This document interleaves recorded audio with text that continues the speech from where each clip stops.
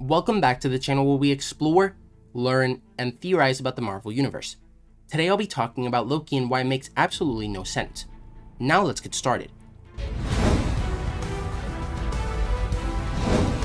First, let me start off by saying that I have no answers for the questions that I'll be asking in this video, and I'll be asking a lot. So if you know the answers, let me know in the comments, and if not, then we can speculate together. Anyways, I'm probably thinking about this way too hard, but in Loki episode 1 we saw that the TVA have multiple Infinity Stones that they've taken from variants like Loki. However, B-15 erases a card full of them, which one would assume erases them from existence.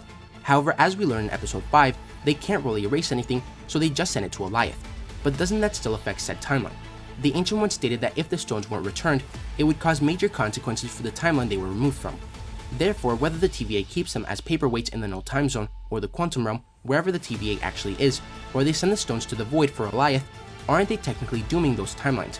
And you might be asking, well no, because they just set the reset charges and the timeline goes back to before the stones were removed. And that may be true, but I have a really hard time believing that because we never learned what the reset charges actually do. While it sounds like they do what they're called, reset stuff to before anything changed, Sylvie set off multiple reset charges in episode 2 which destabilized the timeline and caused Nexus events. Also, if the charges just reset the timeline, I don't really see why Sylvie would have stolen so many and then set them off. And the batons the TVA uses to prune variants just sends them to the Void where Alioth is supposed to clean up the mess. So wouldn't it make sense for the reset charges to do the same? Also, we saw a giant boat get sent to the Void in Loki episode 5, meaning that they don't just prune one thing or person. So wouldn't it make sense that the reset charges do the same? And this brings me to the real question. What the f happened to the main MCU timeline? Technically nothing happened, as once Loki escaped using the Tesseract, he was recaptured by the TVA and the timeline was reset. Right? Right? Which means it was sent to Alioth. And if not, here's what else I don't understand. You're telling me that by resetting the timeline, Loki doesn't steal the Tesseract.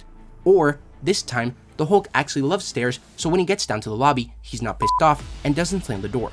Or better yet, after slamming Loki around like a puny little ragdoll, he's not actually full of adrenaline and anger, but instead he calms down and is able to get on the elevator with everyone else. Really, this is what I'm supposed to believe. Okay, let's say that does happen. Well then doesn't that mean that the Avengers no longer needed to go to Camp Lehigh? They no longer need a new Tesseract or Pym Particles to time travel again. So Captain America never stares at Peggy through the blinds in her office, where we get the Captain Britain reference, Tony never talks to his dad, and we never see Jarvis, which would really mean that Agent Carter isn't part of the MCU. Another thing I don't understand is why were the Avengers allowed to time travel 3 times, but Loki takes advantage of the Tesseract, which by the way, he doesn't actually time travel with, he just teleports from New York to Mongolia, but the TVA go after him anyways. Now it's later explained that it was to help catch Sylvie, but why not get a different Loki? A better one. And if our Loki really is the greatest version, why take him now when he's still a villain? I mean, he literally just attacked New York.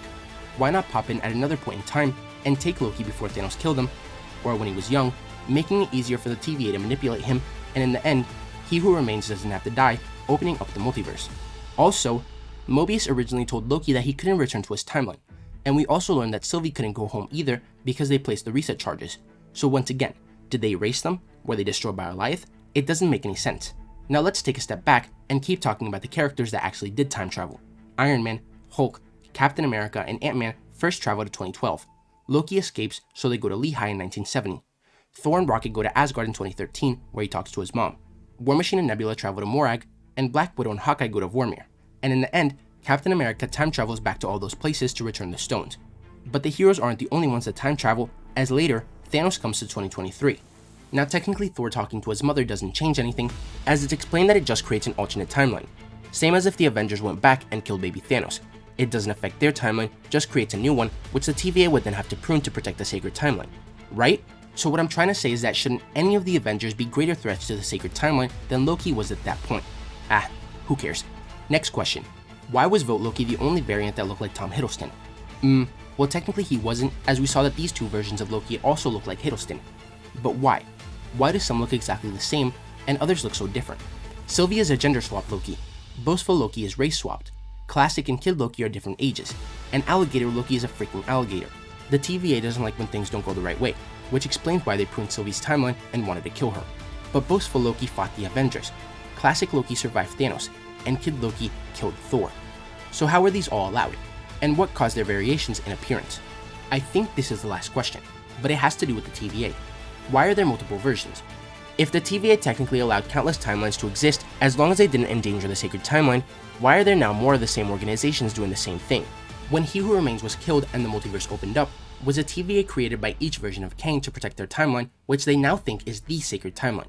And is this how the multiversal war will begin, with all the TVAs trying to reset each other? Okay, I promise this is the last question, but why isn't the real sacred timeline, or the MCU timeline, the one where Mobius gets to ride his jet ski? We never saw him do it or say wow as a matter of fact. So why isn't it this one? If you hadn't thought about it, I just want you to know that there is a timeline out there where Mobius rides a jet ski and says wow, and we missed it. You know what? I take back my video I made before saying Loki was an 8 out of 10. I mean, can you believe that? I thought this show was an 8 out of 10. Really? More like shit out of 10. Anyways, I'm sorry if I confused you. Please don't unsubscribe. I make normal videos every day, but I just can't understand what's going on with this show no matter how hard I try. And if you're smarter than me and know what's going on, please let me know in the comments. But let me know what you guys think about all this. What other questions did you have after watching the show, and what did you think of Loki? If you enjoyed the video, don't forget to like, comment, subscribe, and turn on post notifications so you'll never miss another video. Thanks for watching, and remember to wash your hands and stay safe.